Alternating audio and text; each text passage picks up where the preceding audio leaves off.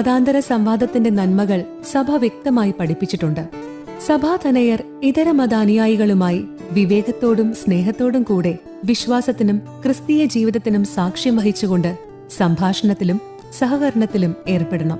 ഇതര മതങ്ങളിലുള്ള ആധ്യാത്മികവും ധാർമ്മികവുമായ നന്മകളും സാമൂഹ്യ സാംസ്കാരിക മൂല്യങ്ങളും അംഗീകരിച്ച് പരിരക്ഷിക്കുകയും സമൃദ്ധമാക്കുകയും ചെയ്യണം. മനുഷ്യവംശത്തിന്റെ മുഴുവൻ ഐക്യത്തിന്റെ കൂദാശ എന്ന നിലയിൽ എല്ലാ ജനതകളുമായും എല്ലാ കാലത്തും എല്ലാ സ്ഥലത്തും സംവാദത്തിൽ പ്രവേശിക്കാതിരിക്കാൻ സഭയ്ക്ക് സാധ്യമല്ല. സഭൈക്യപരമായ സംവാദവും മതാന്തര സംവാദവും സഭയുടെ ഒരു യഥാർത്ഥ വിളിയാണ്. എല്ലാ മതവും ഒരുപോലെ സത്യമാണെന്ന് പറയുകയല്ല മതാന്തര സംവാദത്തിന്റെ ലക്ഷ്യം. പരസ്പരം അറിയാനും വളർത്താനുമുള്ള ഉപാധി എന്ന നിലയിലാണ്